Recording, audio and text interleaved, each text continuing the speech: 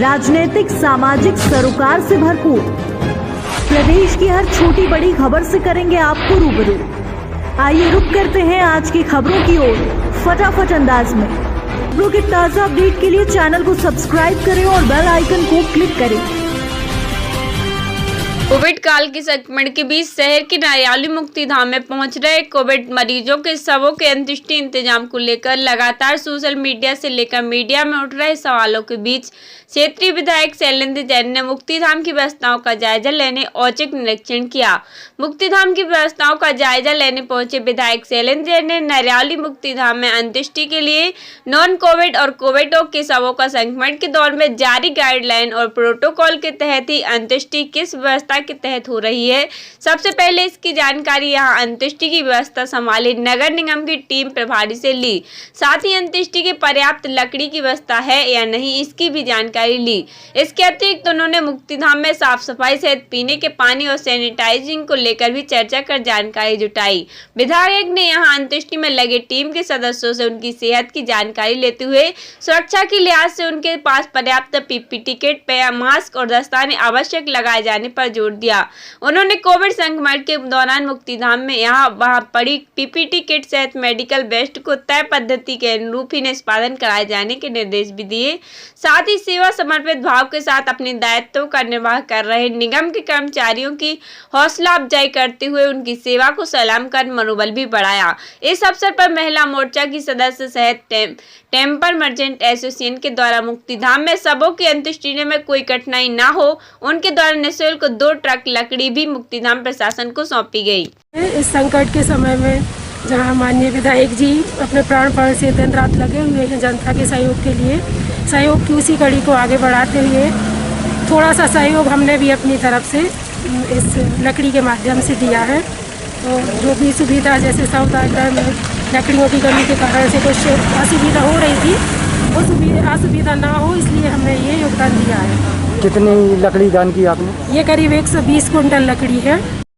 देखिए, ये जैसे आप सबको विदित होगा कि सागर में मेडिकल कॉलेज के जो हमारी इन परिजनों की देहांत हो जाता है या जिले भर से अन्य स्थानों से आए हुए परिजन या निजी अस्पतालों से जो डेड बॉडीज़ आती हैं उनको प्रोटोकॉल के हिसाब से डिस्पोज ऑफ करने के लिए, उनका अंतिम संस्कार करने के लिए एक बड़ी व्यवस्थित टीम लगाई गई है नगर पालिका निगम के द्वारा। यहाँ 16 लोगों की टीम पूरे समय काम कर रही है और उसके माध्यम से यहाँ पे उन परिजनों के उपस्थिति में उनकी डेड बॉडीज़ को जो है अंतिम संस्कार करने का काम किया जाता है।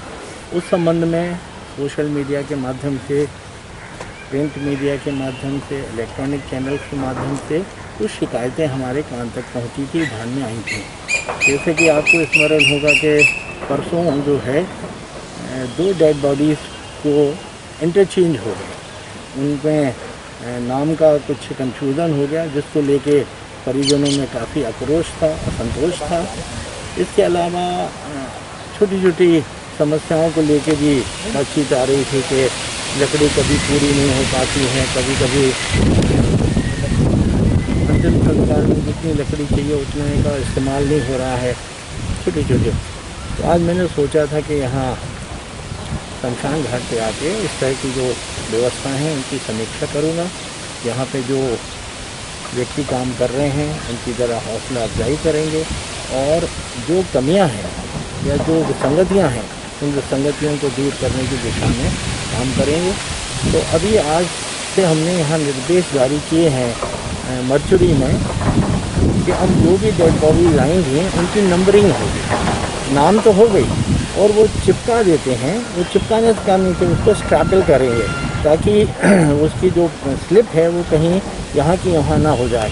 और नंबरिंग में ये होगा कि जो पहले नंबर की डेड बॉडी है उसका सबसे पहले हम यहाँ पे अंतिम संस्कार करेंगे। अनेक बार ये ध्यान में आया है कि कई लोग कहते हैं कि साहब पहले हमारे परिजनों का ये हो जाए, फिर यहाँ कन्फ्यूजन की स्थिति बनती है।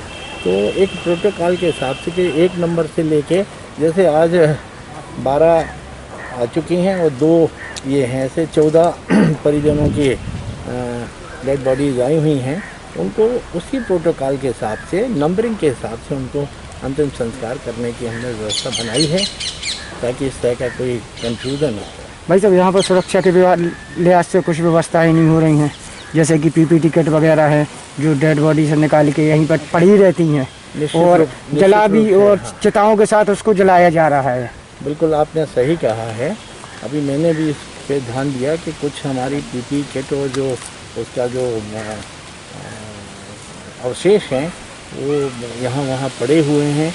यहाँ पे गायें भी हैं, यहाँ पे कुत्ते भी घूम रहे हैं। कहीं भी कैसे संक्रमण फैल सकता है, तो उसका जो मेडिकल वेस्ट है, मेडिकल वेस्ट को उसी तरह से डिस्पोज ऑफ करने की एक पद्धति है। एक हाई टेम्परेचर पे उस मेडिकल वेस्ट को हम डिस्पोज ऑफ करते हैं। तो आज उनको इस बात की भी हिदायत दी है। ये किसका काम है सर? निगम का काम है, किसका काम है ये? नहीं, ये निगम का काम। मगर वो अपने काम से तो बचते दिख रहे हैं।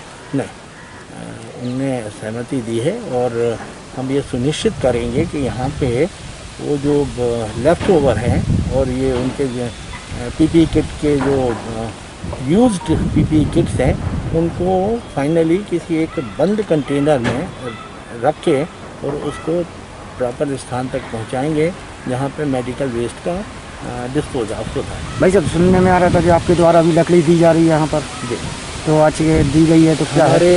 हमारे मित्र लोग हैं। एक हमारे महिला मोर्चे में हमारी पार्टी की कार्यकर्ता हैं, बहन हैं, प्रतिभा चौबे जी। उनकी इच्छा थी तो 1 ट्रक लकड़ी वो लेके आए हैं। 1 ट्रक लकड़ी जो है हमारे जो उनका एसोसिएशन है लकड़ी वालों का, टिम्बर एसोसिएशन के जो अध्यक्ष हैं वो हमारे सहपाठी हैं। मैंने उनसे भी आग्रह किया है। उन्होंने तो आश्वासन दिया है कि आपको जब भी आवश्यकता होगी आप टेलीफोन करेंगे तो हम यहाँ लकड़ी उपलब्ध कराएंगे। 1 ट्रक लकड़ी उनकी भी आ रही है और सागर में अनेक लोग हैं जो इस तरह की मदद कर रहे हैं। तो मैं आपके माध्यम से उनसे भी निवेदन करना चाहता हूँ कि इस संकट की घड़ी में इस तमाम कामों में वो अपना सहयोग दें। बहुत अच्छी बात है। तो ये जो लकड़ी दान में दी जा रही है, तो क्या ये कोविड के ही लिए है कि नॉन कोविड वाला भी इसको ले सकता है जरूरत के साथ? ये एक्चुअली नगर निगम को सहयोग करने की दृष्टि से है। तो जो नॉन कोविड हैं उनसे अपेक्षा है कि वो स्वयं की लकड़ी का इस्तेमाल करें। फिर भी अगर कोई गरीब व्यक्ति आता है जो इतना सक्षम नहीं है और अगर वो लकड़ी की डिमांड करता है तो उसको भी देने में कहीं कोई बुराई नहीं है। ऐसा कोई प्रोटोकॉल का उल्लंघन नहीं है।